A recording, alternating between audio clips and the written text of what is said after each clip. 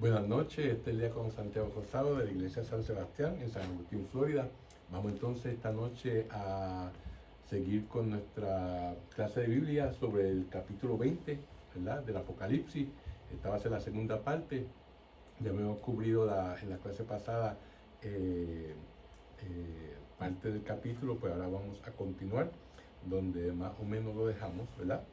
Pero antes de comenzar, vamos entonces a hacer nuestra oración para antes de leer la Sagrada Escritura. En nombre del Padre, del Hijo y del Espíritu Santo.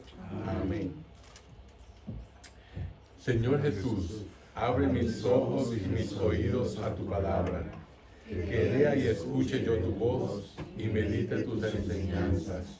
Despierta mi alma y mi inteligencia para que tu palabra penetre en mi corazón y pueda yo saborearla y comprenderla.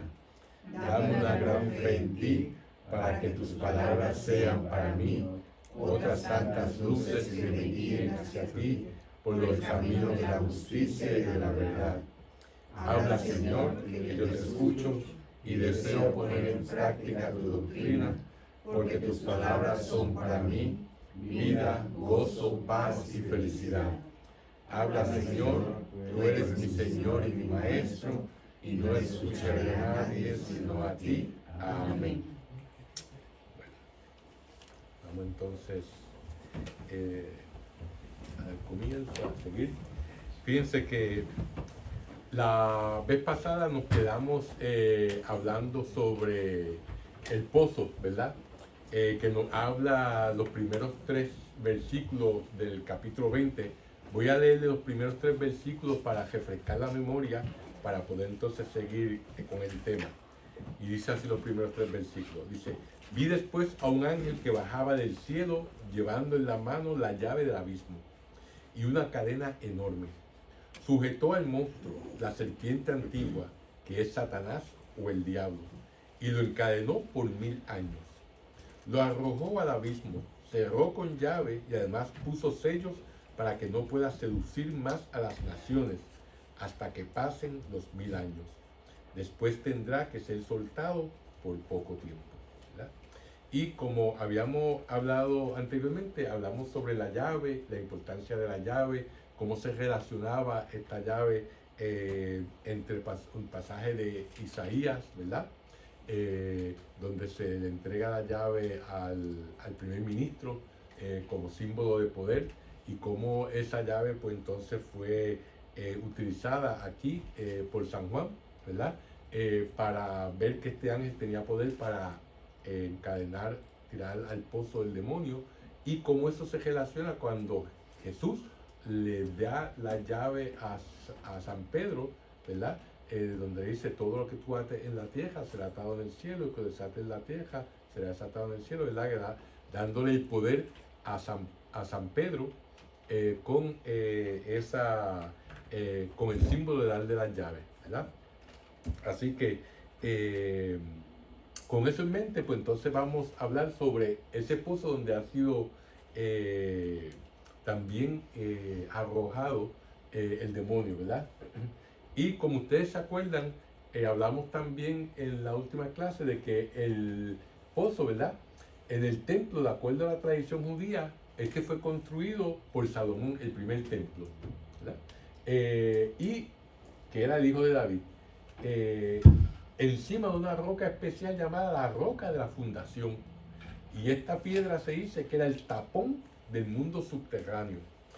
Como habíamos hablado anteriormente, este mundo subterráneo, que los hebreos le llamaban el Sheol, ¿verdad?, los griegos el Hades, donde estaban las almas de los difuntos, y estaban también la fuerza del mar, ¿verdad?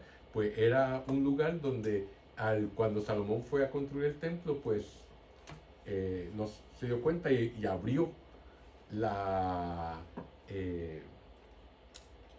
este pozo, donde empezaron a salir fuerzas del mar, y entonces pues lo selló otra vez, y entonces puso para que la sangre de los animales sacrificados en el templo fuera y desembocara sobre este pozo, ¿verdad? Por lo tanto, pues eso es lo que la tradición judía dice, ¿verdad? Ahora,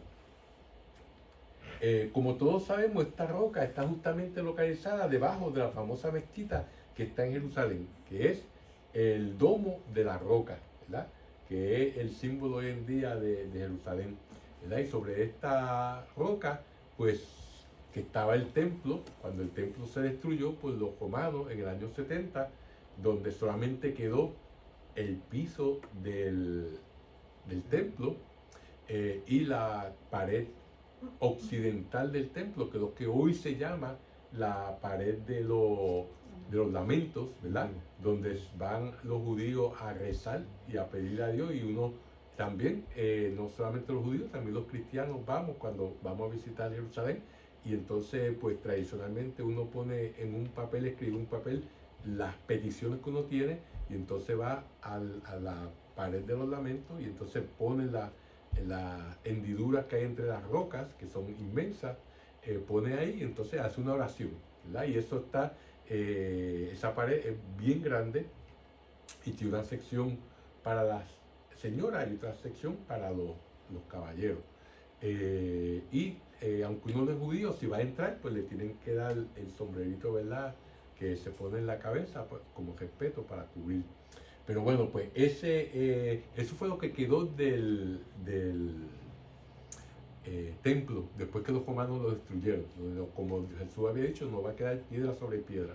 Pues sobre esa plataforma fue que entonces, después los musulmanes, cuando conquistaron Jerusalén, después en los años 1100, 1200, pues entonces, como los cristianos no habían construido nada sobre el templo, ellos tomaron eso y construyeron la mezquita, ¿verdad? Claro está que en aquel entonces no tenía el techo de oro, eso fue el rey Hussein de Jordania que donó en los años 60 o 70, donó el oro para que cubrieran la cúpula de esa mezquita. Y la mezquita es el tercer lugar más sagrado para los musulmanes, después de la Meca y después de Medina, es Jerusalén, ¿verdad? Y el domo de la roca. Y para ellos, sobre la mezquita, debajo de la mezquita está la roca de Abraham, y por eso es que es tan sagrado para ellos. Bueno, con esa idea que hemos tenido, vemos que el señor, un erudito bíblico, Ben Mayer, dice que esta tradición forma parte, ¿verdad? Esta tradición del pozo y del templo que fue construido sobre el pozo, para las palabras de Jesús en Mateo 16, ¿verdad? Y ese palabra de Mateo 16, versículo 18 al 19, pues se las quiero leer para que las tengamos claro. Que dice así, dice, ahora te digo, tú eres Pedro, y sobre esta piedra edificaré mi iglesia. Los poderes de la muerte jamás la podrán vencer. Yo te daré las llaves del reino de los cielos. Lo que ates en la tierra quedará atado en el cielo, y lo que desates en la tierra quedará desatado en el cielo, ¿verdad? O sea que esto, como vemos,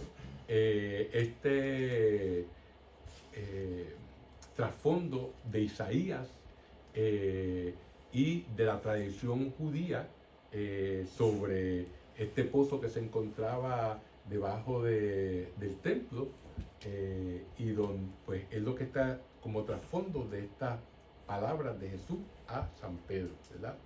Por lo tanto, vemos que él le da a San Pedro, él está construyendo su iglesia sobre Pedro, que como sabemos significa piedra, ¿verdad? Y de la misma manera como Salomón, que construyó el templo sobre la roca, en la que se llama fundamental, ¿verdad? Pues también Jesús construye su iglesia sobre Pedro, ¿verdad? Y le da entonces a Pedro las llaves del reino, que van a darle el poder sobre los poderes de la muerte, y al hacer esto le da a él el poder de liberar a las almas del poder del demonio, ¿verdad? Que es eh, eh, estas palabras son la fuente de nuestra dogma de la infalibilidad del Papa, ¿verdad? Solamente cuando se habla sobre moral o sobre doctrina, con su colegio de obispos, ¿verdad? Y también sobre como la base del sacramento de la confesión, ¿verdad? Donde verdaderamente, pues, ese poder que le dio a Pedro y a los apóstoles, ¿verdad? Y no solamente aquí, sino en otros pasajes, donde dice bien claro, cuando se aparece después de su resurrección, que le dice: a quien le perdonare los pecados le serán perdonados, a quien no se los perdonaras no le serán perdonados. Pues además de este pasaje, pues es lo que básicamente el sacramento de la confesión instituido por nuestro Señor Jesucristo. Ahora, nos dice, vamos a hablar un poco sobre el término de las cadenas, que también fue mencionado en este pasaje, estos versículos del 1 al 3, ¿verdad? Y como vemos, nos dice que el demonio fue encadenado, ¿verdad? Fíjense que en el Antiguo Testamento las cadenas eran asociadas con la corte de Salomón, ¿verdad?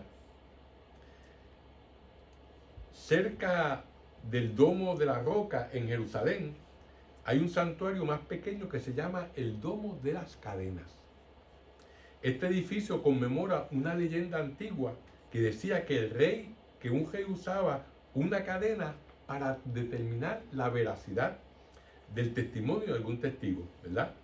Si la persona que está bajo juramento tomaba la cadena y al dar su testimonio juramentado decía la verdad, uno de los eslabones de la cadena se caía. Y así todo el mundo sabía, ¿verdad? Se caía si estaba mintiendo. Si cuando él juramentaba con la cadena en la mano, la cadena se quedaba bien, le estaba diciendo la verdad. Ahora, si se cayó un eslabón de la cadena, era que estaba diciendo una mentira, ¿verdad? Eso es lo que, otra tradición judía, ¿verdad? Por lo tanto, la imagen en donde se dice que el demonio va a estar encadenado por 1000 años nos da una idea del increíble poder del juramento que Dios le hizo a David cuando estableció su reino, ¿verdad? Y a través de este reino se iba a enseñar a las naciones y se desenmascararían los engaños del demonio. En verdad, el reino davídico duró 1000 años, porque fue establecido en el año 1000 antes de Cristo, ¿verdad?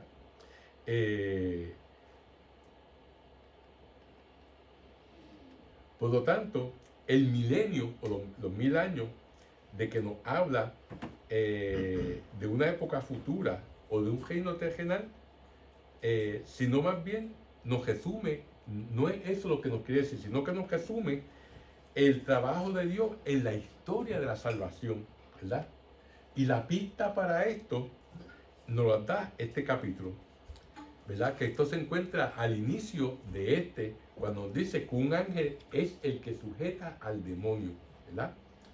En la antigua alianza, los ángeles eran los mediadores entre los humanos y Dios, ¿verdad?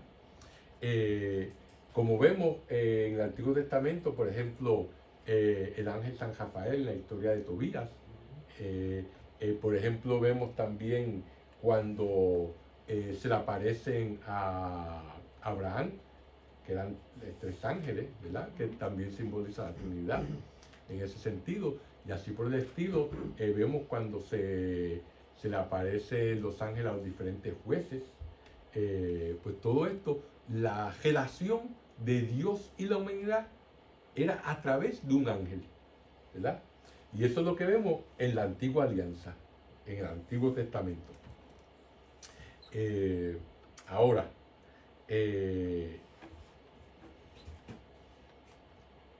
Cristo es el mediador en la nueva alianza. Ya no se necesitan ángeles, porque Él es el mediador entre Dios Padre y nosotros, ¿verdad? Mientras que la antigua alianza la mediaban los ángeles, ¿verdad? Como dice la carta a los hebreos, que dice bien claramente en el versículo 2, en el capítulo 2, versículo 2 al 5, dice: miren cuán inflexible era la ley entregada por los ángeles, refiriéndose al Antiguo Testamento, pues toda falta o desobediencia recibía su castigo. ¿Cómo pues escaparemos nosotros si despreciamos una salvación tan trascendente? El Señor mismo la proclamó primero y luego la confirmaron aquellos que lo oyeron. Dios ha confirmado su testimonio con señales y prodigios y milagros de toda clase, sin hablar de los dones del Espíritu que reparte como quiere. En efecto, Dios no sometió a ángeles el mundo nuevo del cual estamos hablando, ¿verdad?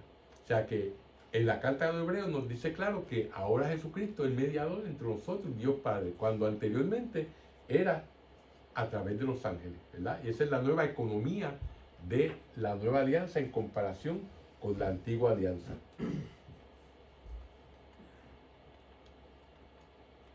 Ahora, vamos entonces a leer el versículo 4 al 6. Dice, este capítulo 20 del Apocalipsis, dice: también vi unos tronos, y sentado en ellos los que tienen poder para juzgar. Vi también las almas de aquellos a quienes les cortaron la cabeza por causa de las enseñanzas de Jesús y de la palabra de Dios. Vi a todos los que no habían adorado a la bestia ni a su imagen, y no habían recibido su marca en la frente o en la mano. Volvieron a la vida y reinaron 1000 años con el Mesías. Esta es la primera resurrección. El resto de los muertos no volvieron a la vida hasta que se cumpliesen los 1000 años. Feliz y santo es el que participa en la primera resurrección. La segunda muerte ya no tiene poder sobre ellos. Serán sacerdotes de Dios y de su Mesías y reinarán con él 1000 años. ¿Verdad? Fíjense que estos 24, ¿verdad? ¿Quiénes son estos 24 ancianos? Pues son los profetas del Antiguo Testamento que fueron martirizados. Como dice el pasaje que acabamos de leer, aquellos a quienes le cortaron la cabeza. Y esto hace referencia al último profeta del Antiguo Testamento, que fue Juan el Bautista, ¿verdad? A quien Jesús dijo que nadie que hubiese nacido de mujer era más grande que San Juan el Bautista, que eso lo vemos en el Evangelio de Mateo, capítulo 11, ¿verdad? San Juan el Bautista, por lo tanto, representa a los profetas que mataron por ser testigos de Dios. De la misma manera que mataron a todos aquellos que no adoraron a la bestia o a su imagen, que nos habla el Apocalipsis, ¿verdad? Ellos fueron los judíos que se negaron a seguir las órdenes de los gobernantes paganos, quienes le ordenaron adorar a ídolos, ¿verdad? Como se acuerdan ese pasaje del segundo libro de los Macabeos, ¿verdad? Cuando torturaron, se oye una vez al año nada más, cuando torturaron a los 7 hijos de esta mujer para que comieran carne y adoraran los dioses que eran griegos, y ellos se negaron, ¿verdad? Y a lo último, el último hijo, que era el menor, que tenía 7 años, después de haber matado a su hermano, le dijeron que le iban a dar riqueza y que le iban a perdonar, y él dijo que no, que le enseñó la lengua y le dio las manos y dijo que se las cortaran, que él no iba a renegar de Dios, ¿verdad? Y la misma madre los motivó para que ellos soportaran las torturas y se mantuvieran fieles al Señor, ¿verdad? Pues estos son también, toda esta historia que nosotros vemos en el Antiguo Testamento, son todas estas personas que dieron su vida como testigos ante los gobernantes paganos de aquella época, ¿verdad? Ahora, todos estos reciben la primera resurrección, todos estos mártires. Y esta resurrección es penúltima a la segunda resurrección, ¿verdad? Que tendrá lugar al final de los tiempos. Por lo tanto, la primera resurrección no es la resurrección del cuerpo de los santos como al final de los tiempos. Como hablamos la vez pasada, que nosotros cuando falle, nos morimos, vamos a tener un juicio particular, ¿verdad? Que solamente es para nosotros. Y ahí entonces, depende de lo que pase en ese juicio particular, podemos ir al cielo, ¿verdad? Podemos ir al purgatorio, que es parte del cielo, o al infierno, ¿verdad? Y después entonces va a venir el juicio final, o el juicio de todo el mundo, donde no solamente va a ser nosotros, sino se va a buscar a todos los vivos y a los muertos, ¿verdad? Y entonces ahí será un juicio público, y será un juicio donde verdaderamente los que, no importa que vayan al cielo o vayan al infierno, entonces el alma va a unirse al cuerpo resucitado, ¿verdad? Y ese cuerpo, si uno va al cielo, pues entonces va a ser un cuerpo glorioso. Como le había explicado, las características de un cuerpo glorioso es un cuerpo que es luminoso, un cuerpo que no sufre ni tiene enfermedades. La tercera cualidad es que un cuerpo que puede traspasar las paredes, las puertas, así como Jesucristo cuando resucitó, se les apareció a 2 apóstoles que estaban a puertas cerradas, y un cuerpo que se puede transportar a la velocidad del pensamiento, ¿verdad? Por lo tanto, en el juicio final, pues entonces va a haber la resurrección de los muertos, donde entonces nuestra alma y nuestros cuerpos se unirán. Si van al cielo, bien, y si van al infierno, también van a estar unidas y van a sufrir ambas juntos, el cuerpo y el alma. Entonces esa será la segunda resurrección de la que estamos hablando. Ahora, la primera resurrección es la ascensión de la alma justa a Dios en el momento de la muerte, ¿verdad? Como había dicho. Y esto pues es la primera resurrección, ¿verdad? Que es la muerte física de nosotros. Y aquí pues les traigo a colación un mártir moderno, ¿verdad? Que es Monseñor Oscar Romero, ¿verdad? Que era obispo en El Salvador y fue asesinado mientras estaba dando misa porque estaba hablando en contra del gobierno, que era un gobierno que bastante abusador, ¿verdad? Y estaba manifestando cómo la iglesia estaba en contra de todos esos abusos y de todas esas torturas que se estaban haciendo al pueblo, ¿verdad? Y por eso, como no se quedó callado y le dieron diferentes oportunidades para que dejara de hablar, y él siguió predicando, pues fue asesinado, ¿verdad?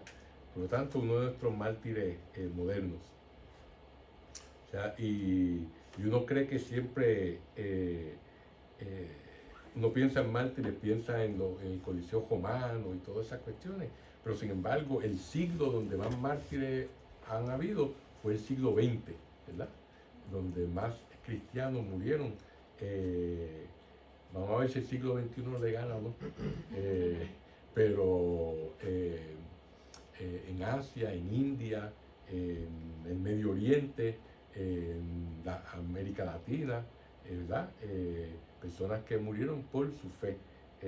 Y así aquí también en este país también. Bueno, vamos entonces a seguir, vamos a leer el versículo 7 al 8, donde dice: y cuando se terminen los 1000 años, Satanás será soltado de su prisión. Saldrá a engañar a Gog y Magog, es decir, a las naciones de los 4 extremos de la tierra, una multitud tan numerosa como las arenas del mar. ¿Verdad? Fíjense que al final de los 1000 años sueltan a Satanás, ¿verdad? Como habíamos dicho anteriormente, los 1000 años es desde el momento que Jesús vino al mundo hasta el juicio final, ¿verdad? No es un periodo de tiempo específico, ¿verdad? Sino es simbólico. Por lo tanto, al final de estos 1000 años, sueltan a Satanás con el fin de engañar a las naciones. De la misma manera como Cristo vino a reemplazar el reino terrenal de David y la ciudad capital de Jerusalén con sus realidades celestiales, así también la maldad descendió sobre esta ciudad terrenal, ¿verdad? Y como vemos en Lucas capítulo 1, versículo 29 al 32, Jesús dice, la gente de este tiempo es gente mala. Por su parte, Mateo nos dice también, cuando el espíritu malo sale del hombre, empieza a recoger lugares áridos, buscando un sitio de descanso y no lo encuentra, ¿verdad?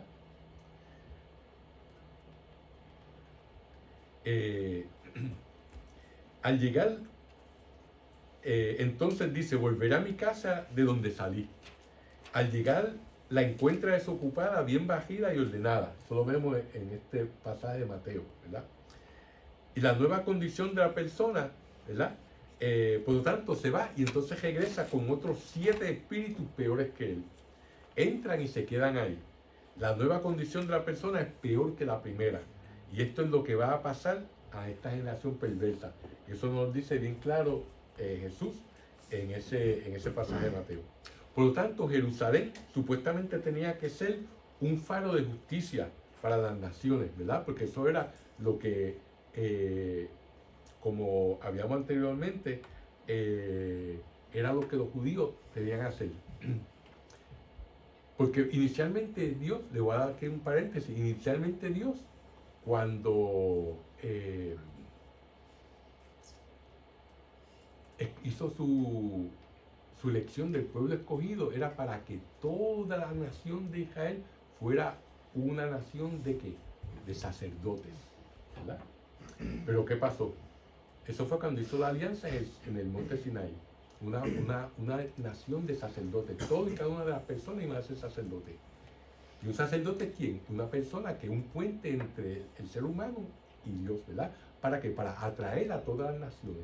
Pero ¿qué pasó? Entonces ellos dañaron los planes de Dios cuando empezaron a adorar al carnero de oro, ¿verdad? Entonces ahí rompieron la alianza. Entonces vino y entonces los levitas fueron los únicos que quedaron fieles a Dios y no adoraron el carnero de oro. Por lo tanto, cuando Moisés volvió a poner orden, ¿verdad?, en el pueblo de Israel, entonces de todo el pueblo, en vez de ser una nación de sacerdotes, solamente se quedó una tribu de sacerdotes, que eran los levitas, ¿verdad? Y como ellos fueron los únicos fieles, pues entonces no solamente eran sacerdotes, sino que estaban eximidos de ir a la guerra y estaban eximidos de taxes. Claro está, en aquel entonces pues no eran como taxes, pero ellos básicamente no iban a tener un terreno, un lugar donde vivir, ¿verdad? Por eso se distribuyó entre otras tribus. Los levitas no tenían una porción de tierra, pero entonces las demás tribus tenían que mantenerlo a ellos. Y eso sigue hasta este día. Parece una controversia ahora en el Israel moderno, ¿verdad? De que los que son los judíos ortodoxos no pagan impuestos y tampoco van tampoco prestan servicio militar. Pero entonces de una nación pasó a una tribu nada más, ¿verdad? Y esa tribu entonces era la que se suponía que fuera el faro de luz que atrajera a todas las demás naciones a el pueblo, a Dios, ¿verdad? Que trajera a todas las naciones a Dios. Y por eso es que entonces vemos que Jesús entonces vino a reemplazar ese sacerdocio levítico, ¿verdad? El sacerdocio de Aarón, ¿con qué? Con la orden de Melquisedec, ¿verdad? Que Melquisedec es el rey que no tiene principio ni tiene fin. Que Melquisedec, ¿se acuerdan de la historia? Fue el que después que Abraham derrotó a sus enemigos, fue y hizo un sacrificio de pan y vino, ¿verdad? Y Melquisedec era el rey de Salem, o sea, el rey del pueblo, que Salem significa paz, era el rey de la paz. Y por lo tanto, entonces Abraham le dio el 10% de todo lo que él recogió en esa batalla, en esa guerra que tuvo con los reyes del área, ¿verdad? Por lo tanto, pues Melquisedec es la figura del sacerdote eterno. Por eso Jesús dice el libro de la carta de Hebreos que Jesús es de la orden de Melquisedec, ¿verdad? O sea, estoy tratando ahí de conectarle todas esas cositas con esto que vemos cuando dice que Cristo vino a reemplazar el reino terrenal de David, ¿verdad?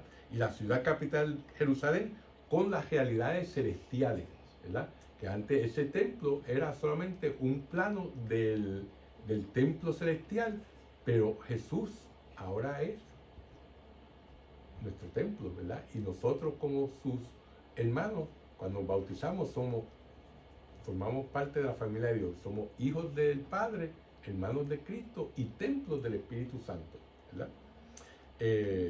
Por lo tanto, vemos que el trabajo de engaño de Satanás se hace evidente cuando condena a Jesús en Jerusalén, ¿verdad?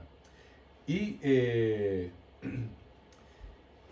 como vemos en Lucas 11, 29, 32, del cual, como ya se lo había leído, es donde se ve cómo Jesús deja ver que la maldad de Jerusalén en aquel entonces, ¿verdad? Ahora, en Ezequiel hay estos términos de Gog y Magog que acabamos de oír en el pasaje del Apocalipsis, vienen de Ezequiel, ¿verdad? Porque Gog y Magog simbolizan a aquellos que pelean contra el Mesías davídico en aquel entonces y destruyen a Jerusalén. Estos son en algunos pasajes judíos, Gog y Magog eran dos tribus diferentes, ¿verdad? Que una venía de esta parte del norte de Grecia y otra venía del Cáucaso, ¿verdad? Pero en otras fuentes judías eran básicamente una sola tribu, o una sola persona. O sea que, pero básicamente lo importante es que estos nombres simbolizan todos aquellos que están en contra de Dios. Y por eso es que lo vemos así en este pasaje que acabamos de leer. Vamos entonces a continuar con el versículo 9 al 10, que dice: invadieron el país entero y cercaron el campamento de los santos, refiriéndose a Gog y Magog, ¿verdad? Pero bajó fuego del cielo y los devoró. Entonces el diablo, el seductor, fue arrojado al lago de fuego y azufre, donde ya se encontraban la bestia y el falso profeta. Allí serán atormentados día y noche por los siglos de los siglos, ¿verdad? Como vemos, aquí la iglesia se describe como el campamento de los santos. Esta imagen nos subraya la identidad de la iglesia peregrina, que somos nosotros, ¿verdad? Que vivimos en la tierra, ¿verdad? Que es solamente una vivienda temporera. O sea que como un campamento, ¿verdad? Envía a la tierra prometida. El pueblo de Dios viviendo en un campamento que es la iglesia. En estos versículos también veremos que aquellos que se oponen al pueblo de Dios recibirán como consecuencia la furia de Dios, ¿verdad? Y el fuego que los consumirá. Esto es una descripción de lo que realmente le pasó a Jerusalén, ¿verdad? La quemaron y la destruyeron en el año 70 después de Cristo. De la misma manera como derrotaron a los enemigos, así también arrojarán a Satanás al lago de fuego junto con la bestia y el falso profeta. A eso que se está refiriendo estos versículos.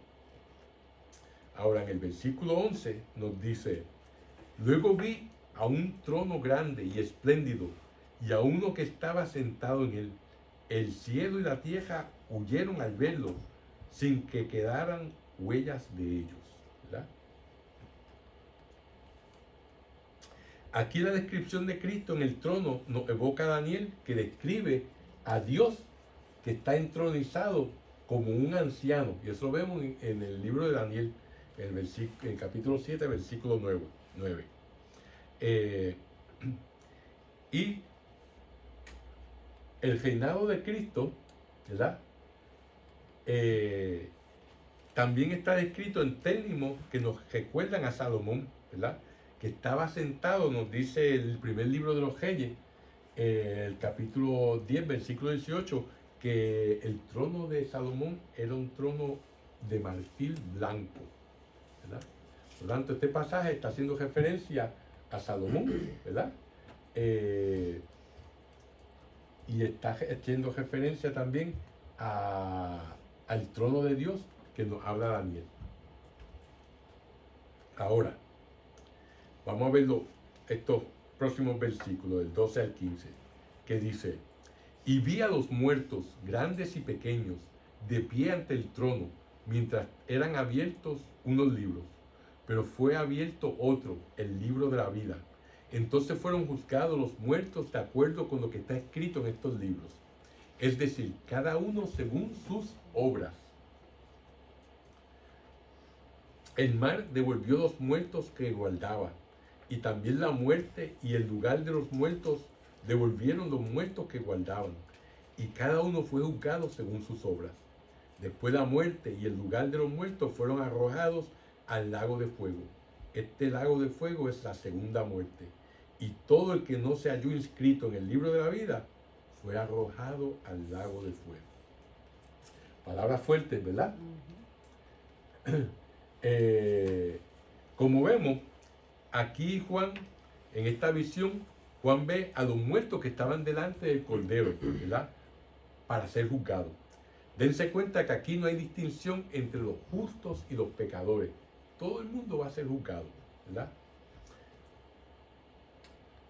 Como nos dice el Catecismo en el artículo 998, ambos resucitarán el último día, los justos y los pecadores.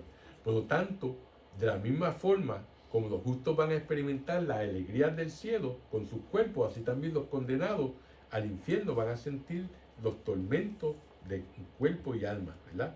Y esto definitivamente nos trae a la mente, nos tiene que traer a la mente el capítulo 25 del Evangelio de Mateo, ¿verdad? Donde va a poner a la derecha a la oveja y a la izquierda a los cabritos, y serán juzgados en base a las obras, ¿verdad?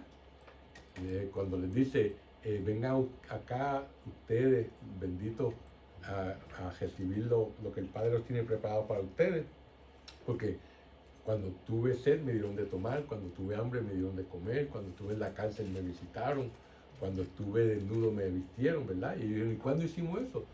Cuando lo hicieron con cualquiera de estos pequeños míos, ¿verdad? Y así mismo, le dice lo mismo, pero a los que están a la izquierda, porque eso no hicieron nada de eso. O sea, como vemos que esto es algo que refuerza, ¿verdad? Esto está basado en la enseñanza de Cristo, sobre todo en este capítulo 25 de San Mateo. Ahora, la apertura de los libros, ¿verdad?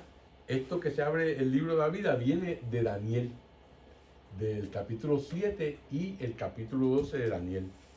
En el capítulo 7 los libros se abren con la venida del Hijo del Hombre, que es otro título para Jesucristo. Más tarde, en el capítulo 12, Dios promete salvar a todo aquello cuyo nombre está escrito en el libro. Juan, de esta manera, tiene la visión de la segunda venida como el momento cuando el pueblo de Dios va a recibir su recompensa eterna. De la misma manera que aquellos que estaban con Satanás caerán en el lago de fuego, que es el infierno, ¿verdad? Como vemos al final, todos los que creemos en Jesucristo y seguimos su enseñanza y tenemos buenas obras, hacemos buenas obras, ganaremos al final de cuentas, ¿verdad? Claro está que quiero que quede claro que las obras no nos ganan el cielo. Las buenas obras solamente son el resultado del amor que nosotros tenemos a nuestro Señor Jesucristo. Que nosotros no tenemos nada que Dios necesite, ¿verdad? Por tanto, las obras de nosotros no nos ganan el cielo. solamente son un resultado del amor que nosotros le tenemos a Dios y a Jesucristo. Como lo amamos a Él, pues por ende tenemos que amar al prójimo. Y cuando vemos que el prójimo está necesitado, pues entonces lo debemos de ayudar. Y ahí están las buenas obras, que son ese resultado del amor hacia nuestro Señor, ¿verdad? Por eso, como sabemos que vamos a ganar al final, tenemos que vivir como si hubiésemos ganado. Tendremos lucha y muchas pruebas en esta vida, pero podemos sobreponernos a ellas. ¿Por qué? Porque lo haremos a través de la sangre del Cordero, con la palabra de nuestro testimonio y al no apegarnos tanto a la vida como para perderla en el momento de la muerte. ¿Recuerdan esas tres cosas que ya nos han dicho el capítulo anterior claramente? ¿Cómo venceremos? Pues la sangre del Cordero, ¿verdad? Que es lo que recibimos todos los domingos en la misa, ¿verdad? Con la palabra de nuestro testimonio y al no apegarnos tanto a la vida para perderla en el momento de la muerte. O sea que esta vida es temporera y es cobre en comparación con el oro que es la vida eterna. Así que con ese pensamiento los dejo esta noche. Vamos entonces a hacer la oración final. En nombre del Padre, del Hijo y del Espíritu Santo. Amén. Amén. Dios te salve María, llena eres de gracia, el Señor es contigo. Bendita tú eres entre todas las mujeres, bendito es el fruto de tu vientre Jesús. Santa María, Madre de Dios, ruega por nosotros los pecadores, ahora y en la hora de nuestra muerte. Amén. Gloria al Padre, al Hijo y al Espíritu Santo. Como era en el principio, ahora y siempre, por los siglos de los siglos. Amén. Que el Señor los bendiga y los guarde de todo mal y nos lleve a la vida eterna. Amén. Amén. Del Padre, del Hijo y del Espíritu Santo. Amén.